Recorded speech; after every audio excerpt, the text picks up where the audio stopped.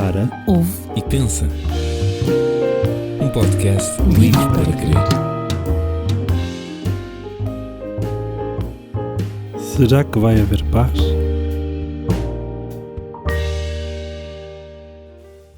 Olá, prontos para mais uma reflexão? Bem, esta semana foi-nos lançado um desafio e nós estamos aqui a tentar responder a esse desafio. É um assunto um bocadinho complicado e vocês sabem que nós queremos é olhar para a Bíblia, ver o que é que a Bíblia nos diz. Não queremos entrar em conflitos, não queremos atacar ninguém, mas gostamos de entender o que é que a Bíblia nos diz para os dias de hoje também. Então, há um assunto que realmente nas últimas semanas tem estado sempre presente, se calhar até devia estar mais, que é Israel e Palestina. Por isso é que eu dizia, nós não queremos entrar em conflitos. Como é habitual, nós não estamos aqui para tomar posições, não queremos tomar partido de ninguém. É uma situação muito complexa e que nós podemos encontrar argumentos para os dois lados.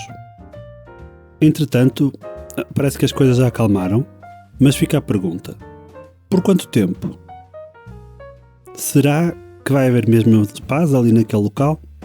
E em relação ao que se passou nos últimos dias, como eu dizia há bocado, podemos olhar para os dois lados e há muitas perguntas sem resposta. Quer dizer, há sempre quem dê a resposta, mas onde é que está a verdade? Onde é que estão as verdadeiras motivações? Podemos pensar, quem é que atacou primeiro? Foi Israel, que começou há cerca de 15 dias com despejos de famílias árabes? Foram as repressões policiais nas manifestações? Foi o Hamas que começou a fazer os ataques a Israel a várias cidades? Afinal, isto começa há 70 anos ou precisamos de pensar na história de Israel desde há 2000 anos? É apenas um jogo político? Uma guerra religiosa? Israel está a lutar contra um país, contra vários? Eu digo aqui vários porque há vários países que já mostraram interesse em eliminar Israel. Se Israel não tivesse o mecanismo de defesa que tem, como é que estaria a situação de Israel? Porquê é que Israel continua a atacar e a ocupar terreno que não era dele? Estão a haver tantas perguntas que nós hoje não queremos responder isto. Estou só a dizer quase coisas que não vamos falar. Mas uma coisa é certa, há ali dois povos e há ataques nos dois sentidos. Do lado que se consegue defender melhor, há outro que nem tanto. E está a haver muita destruição e estão a morrer pessoas. Usando algumas expressões que se vêem na televisão e nas redes sociais, os relatos falam de um lado são terroristas, ditadores, querem exterminar Israel e governam um território com base na força. Do outro lado, há um Estado que, como dizia esta semana um jornalista, está acima da lei internacional, quer anexar ou colonizar ou ocupar o espaço que não é deles. Um povo que foi vítima de um genocídio e está agora a fazer o mesmo a outro povo. Claro que nós devemos esclarecer bem aqui que uma coisa são as ações de Israel, outra coisa são os judeus espalhados pelo mundo que não têm necessariamente a ver com estes ataques. Por isso é que nós dizemos que é tudo muito complexo. E conseguimos perceber que há ali dois povos interessados no mesmo território. Mas porquê é que nós queremos falar disto? Aquilo que se passa em Jerusalém é muito mais importante do que aquilo que nós possamos ver ao olhar para uma guerra humana entre dois povos e entre duas nações. Depois de vos dizer o que é que não vamos falar, vamos então ver aqui 3 pontos para tentar perceber um bocadinho qual a importância de Jerusalém para nós, cristãos. Vamos então ao primeiro ponto. Um bocadinho longo hoje o episódio, mas tentem acompanhar. Então, primeiro ponto. Não falando para já do cristianismo, mas pensando na origem daqueles povos, dos muçulmanos e dos judeus. A verdade é que não nos basta falar do fim da Segunda Guerra Mundial quando foi criado o Estado de Israel. Temos que ir ao tempo de Abraão e dos seus filhos. Sim, a origem vem desde aí. É quase que uma questão familiar. Tal como Portugal também tinha ligações familiares à Espanha, imaginem que nós ainda andávamos aqui em conflitos a tentar ocupar as terras uns dos outros, a atacar-nos. É como se 1640 nunca tivesse acontecido. Para explorarmos isto, eu vou buscar informação que tirei de um livro que se chama A Simples Verdade, o Alcorão e a Bíblia lado a lado.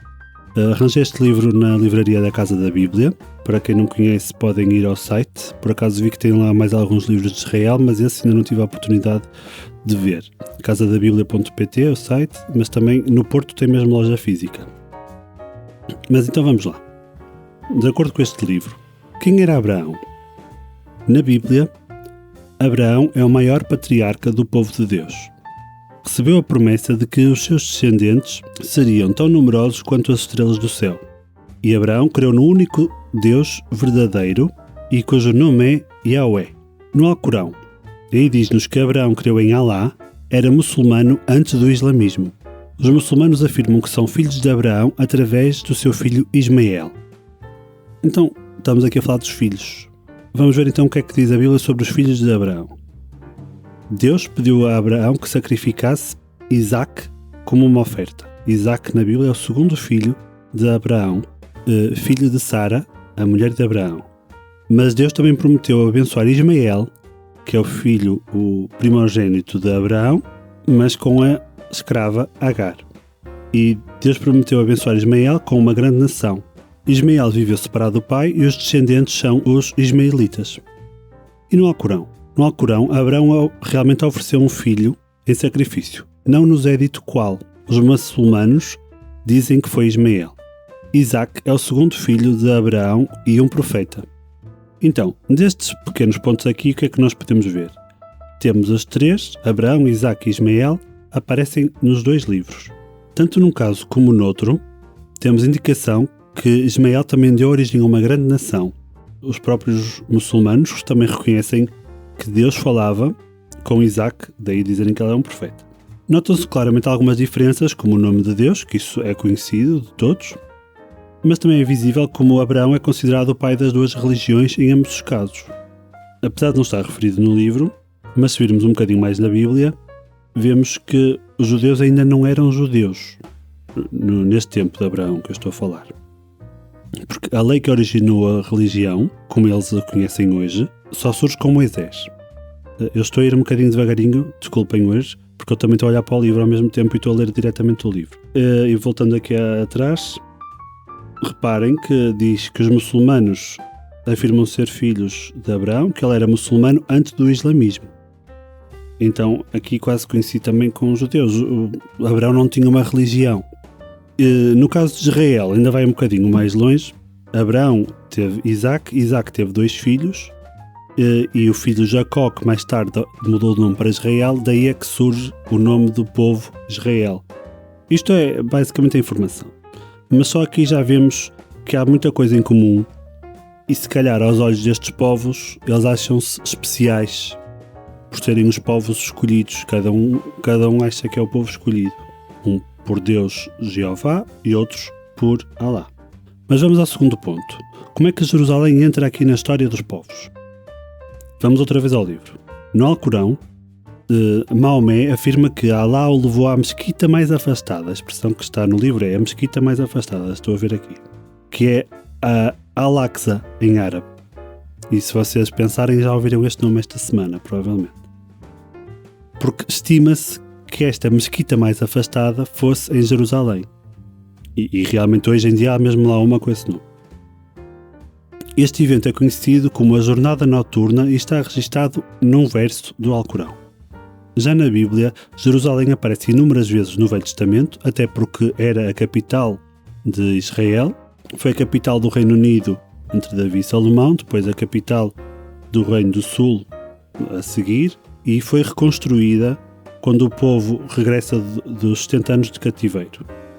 E não nos podemos esquecer que era onde estava o templo.